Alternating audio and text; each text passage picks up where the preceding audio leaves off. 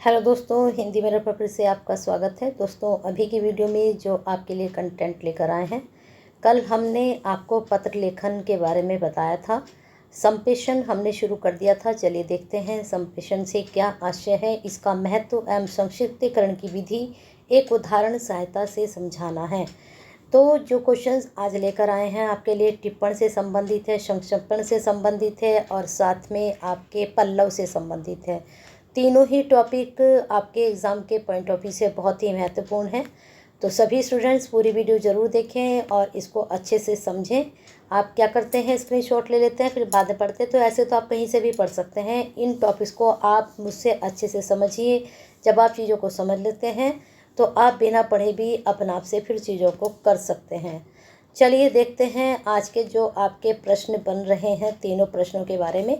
उससे पहले अगर हिंदी मिरर से अभी तक नहीं जुड़े हैं, सब्सक्राइब नहीं किया है तो कर लीजिए, बेल आइकन हिट नहीं किया तो कर दीजिए और साथ में एक लाइक तो बनता है, कर दीजिए। साथ में शेयर कीजिए सभी स्टूडेंट्स के लिए जो कि बीए थर्ड ईयर के स्टूडेंट हैं आप ही की तरह, और वो भी एग्ज़ाम की तैयारी कर रहे हैं जो कि 15 तारीख में आपका पेपर है। जिन स्टूडेंट्स को अभी तक नहीं पता है, सेकेंड ईयर थर्ड ईयर का जो एनवायरनमेंट का आपका पेपर होना था 17 तारीख में, उसके बारे में बता दें। वो अब आपका 18 तारीख में पहुंच गया है। टाइमिंग सेम है, टाइमिंग में कुछ भी चेंजिंग नहीं है। चलिए प्रश्न आपका शुरू करते हैं। पहले समझते हैं संक्षेपण क्या होता है। ठीक है, लाइक कर दीजिए। ठीक है, लाइक कर दीजिए जल्दी से। सब वीडियो शुरू हो चुके हैं और शेयर कर दीजिए सभी स्टूडेंट्स के लिए। भाषा का वह सुगठित सारवान बोधगम्य स्वरूप जो विस्तृत उदाहरणों, प्रसंगों, अनर्गल शब्द योजनाओं को नकारते हुए, यानी कि उनको मना करते हुए श्रोता या पाठक को शीघ्र ही मूल भाव ग्रहण कराने में समर्थ होता है। समझ में आया?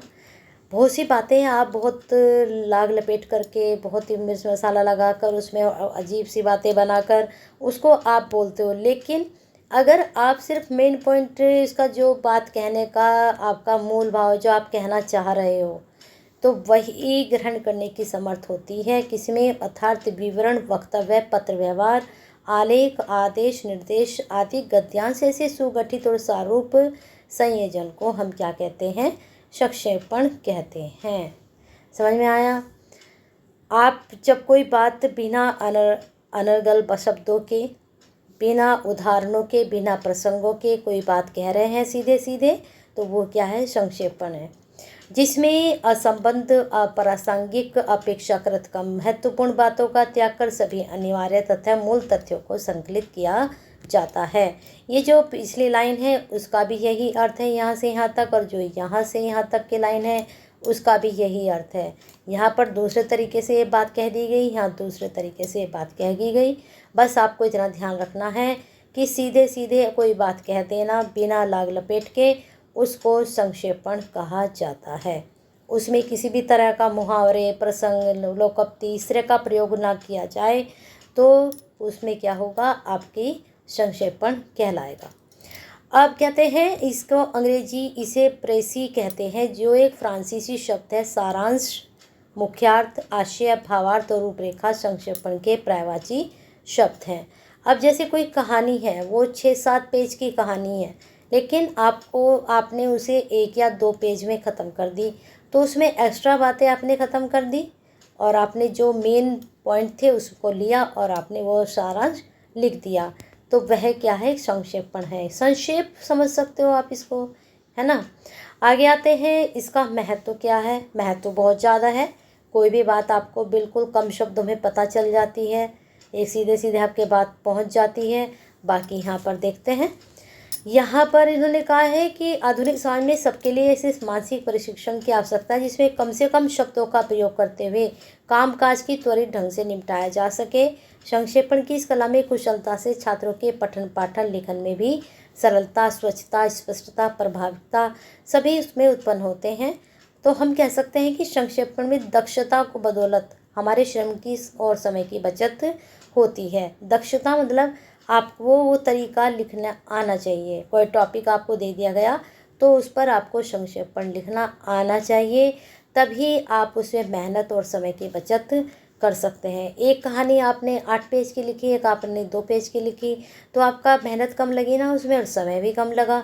ठीक है, आगे आते हैं, कम से कम शब्दों में अधिक से अधिक विचारों की अभिव्यक्ति संभव होती है। चिंतन और एकाग्रता, दृष्टि की भेदकता और अभिव्यक्ति की यथार्थपरकता इसके सुफल हैं।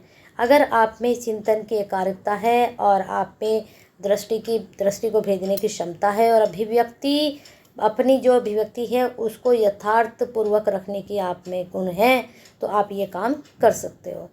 अब है संक्षिप्तीकरण की विधि। अब इसका विधि क्या है, किस तरह से इसको हम कर सकते हैं। पहला है, संक्षेपण हेतु दिए गए अवतरण या अनुच्छेद को कम से कम 3 बार ध्यान से पढ़ें। उसके बाद अवतरण में महत्वपूर्ण वाक्यों को रेखांकित कर लें। उसके बाद उसमें दी गई जो सूक्ति कही गई हैं, महापुरुष या दूसरी भाषा कथन उद्धृत किया गया हो। संक्षिप्तकरण करते हुए चूँकि मेरा मानना है कि हो सकता है कि ऐसे शब्दों से बचना चाहिए। मुहावरे, जो मैंने भी आपको बताया था कि मुहावरे, लोकोक्ति, ये सब को स्थान नहीं देना चाहिए। अनेक शब्दों के लिए एक शब्द नहीं, या अनेक शब्दों के लिए एक शब्द आप उसमें प्रयोग कर सकते हैं। आपने पढ़े होंगे अनेक शब्दों के लिए एक शब्द व्याकरण में। आगे है फिर इसमें संक्षेपण में उदाहरण, दृष्टांत, तुलनात्मक ऐसे शब्दों का या ऐसे उदाहरणों का प्रयोग नहीं करना चाहिए। संक्षेपण का जो प्रारूप हो भूतकाल और परोक्ष रूप में होना चाहिए। संक्षेपण की भाषा मुहावरेदार और अलंकारिक नहीं होनी चाहिए, न होकर एकदम सरल सीधे हो। वैसे तो हिंदी में कहा गया है कि इस तरह की भाषा होनी चाहिए, लेकिन संक्षेपण इन सब चीज़ों को नकारता है।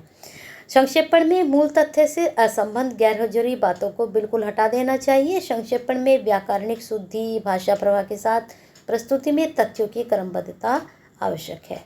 बहुत ही अच्छे पॉइंट्स आपके चल रहे हैं और बहुत ही आसान इसमें तरीका बताया जा रहा है आपको पढ़ने का, समझने का। चलिए आगे चलते हैं।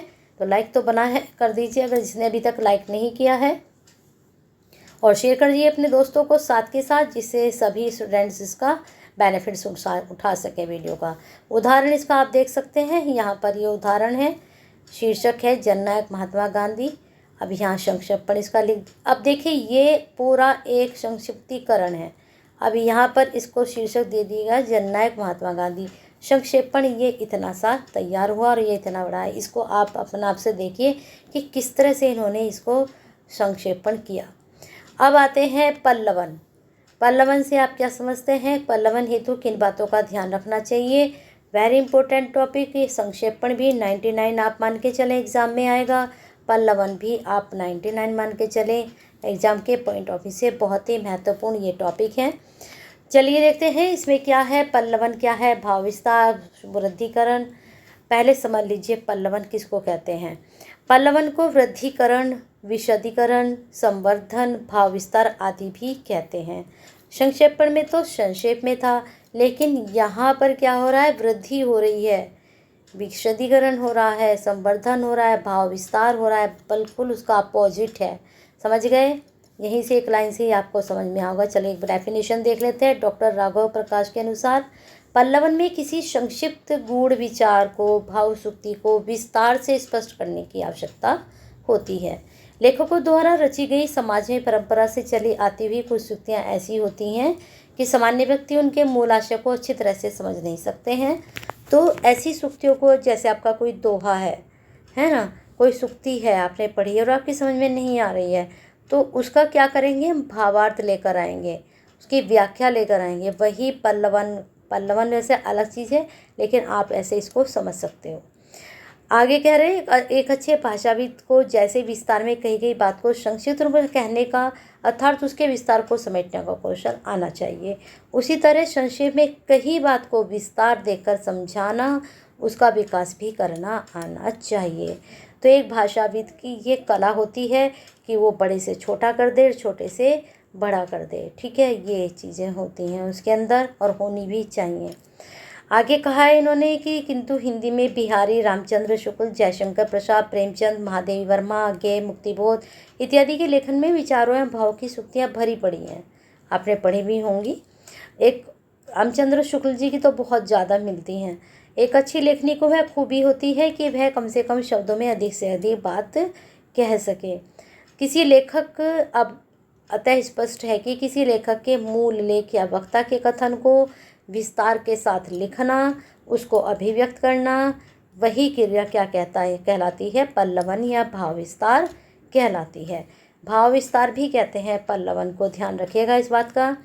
अब आते हैं इसको लिखने के कहने के क्या बातें आपको ध्यान रखनी है। सबसे पहले दिए गए मूल वाक्य, सूक्ति, लोकोक्ति ध्यानपूर्वक लिखने हेतु रूपरेखा का निर्माण करना चाहिए। विचारों को विकास अत्यंत सोच विचार के साथ सहज संबद्धता के साथ होना चाहिए।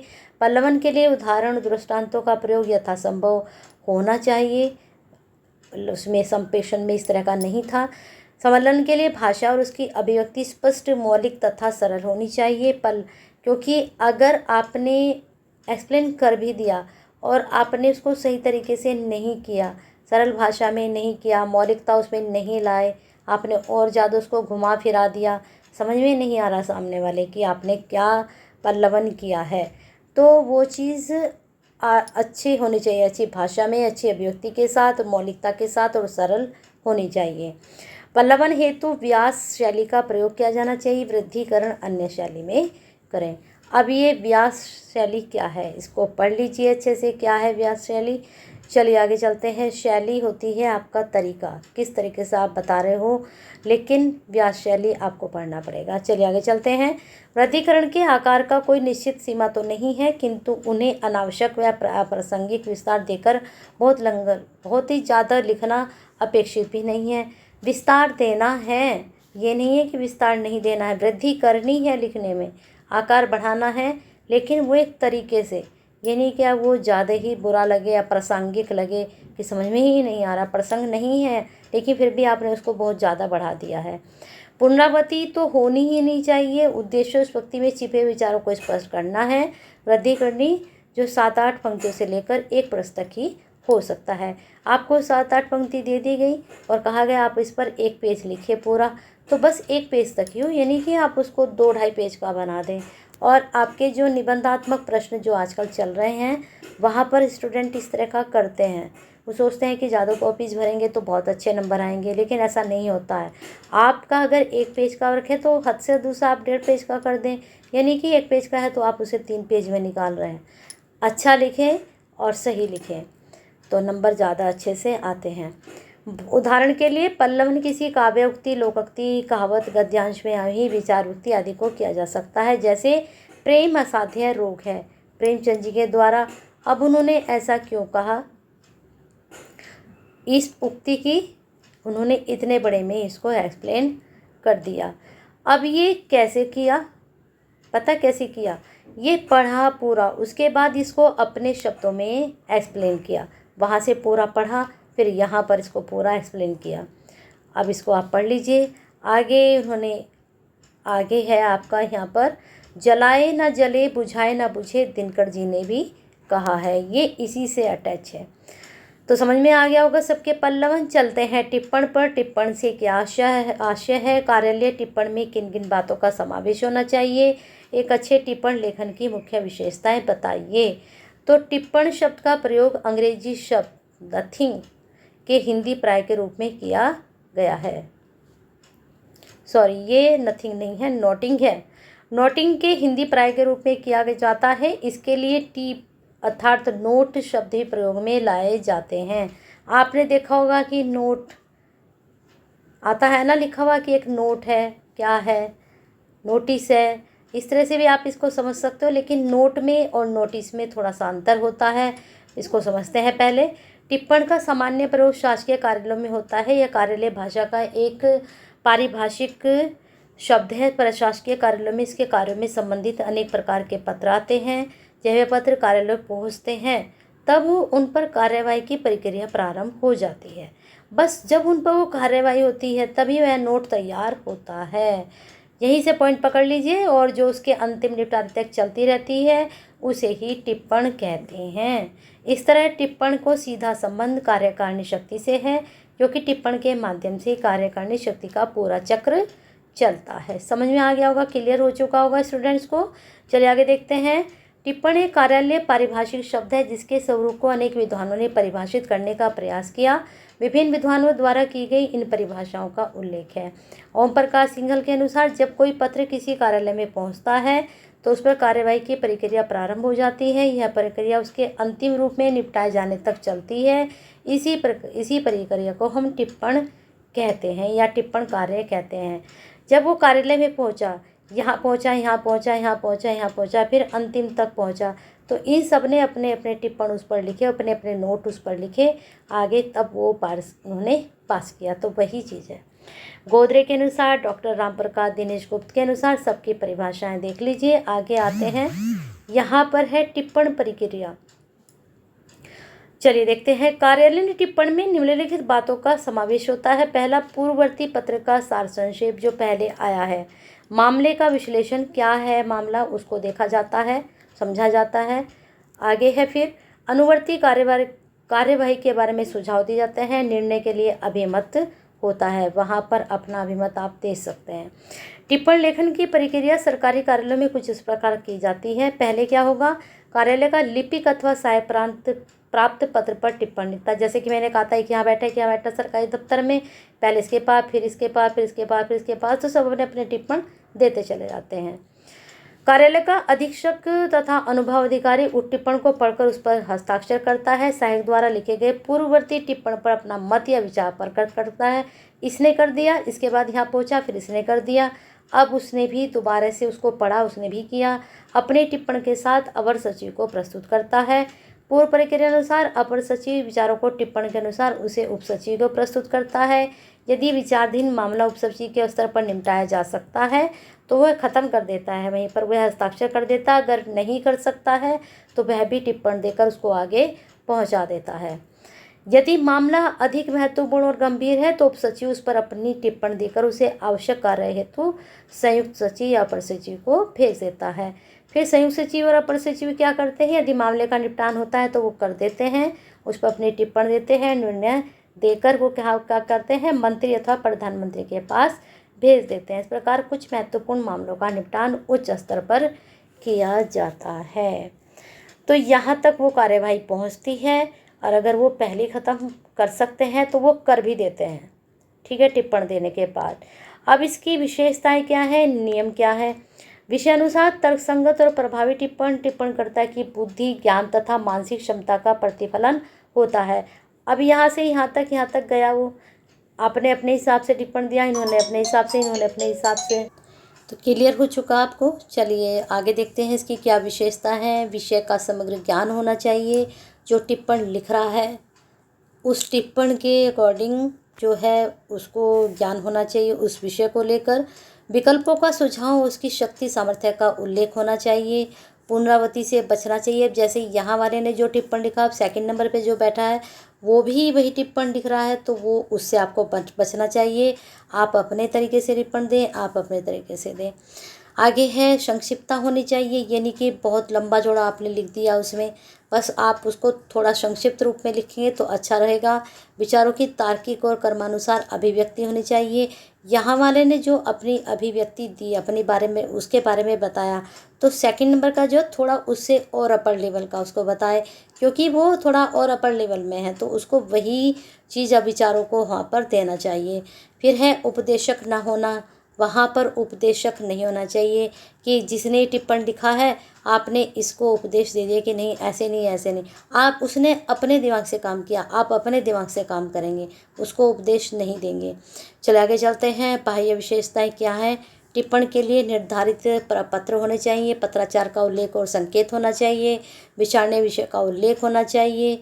अनुच्छेदों का समय संख्याबद्ध होना चाहिए। ठीक है। विषय को अंगों उपांगों में बांटना चाहिए, यानी कि आप एक साथ ही उस विषय को लिखते जा रहे हैं, अलग अलग पार्ट में उसको डिवाइड करके, यानी कि उसके अंग और उपांग बांटने चाहिए। ठीक है। चलिए आगे चलते हैं। अन्य पुरुष का प्रयोग, संपूर्ण विवरण देना, उदाहरणों का यथा योग्य प्रयोग करना भी चाहिए इसमें। टिप्पण से संबंधित सामग्री फाइल में होनी चाहिए। शाई या टंकण का प्रयोग करना चाहिए। तो इस प्रकार से आपके 3 टॉपिक थे ये, संक्षेपण, पल्लव और तीसरा क्या था। अभी आपको सारे टॉपिक हमने समझा दिए हैं। तीनों ही टॉपिक आपके लिए बहुत ही महत्वपूर्ण है। तीनों टॉपिक को अच्छे से तैयार कर लीजिए, पल्लवन को भी, संक्षेपण को भी और आपके टिप्पण को भी। तो इस प्रकार से तीनों टॉपिक आपके ख़त्म। अब हम नेक्स्ट वीडियो में आपके लिए लेकर आएंगे, ये तैयार है आपकी PDF, तो अब बने रहना है। तब तक संचार से संबंधित, ठीक है, संचार से संबंधित आपको अच्छे से विस्तार से समझाया जाएगा, पढ़ाया जाएगा। तब तक आपको क्या करना है, लाइक करना है और शेयर कर दीजिए फटाफट। वीडियो ख़त्म हो चुकी है और कमेंट बॉक्स में अपने कमेंट सेंड करते रहिए। और जो भैया 3rd ईयर के और 2nd ईयर के स्टूडेंट हैं, 17 का पेपर 18 में हो चुका है, आपको एनवायरनमेंट के भी क्वेश्चंस मिल रहे हैं, उनकी भी तैयारी करते रहिए। बने रहना हिंदी मिनट के साथ, अपना प्यार और साथ के साथ।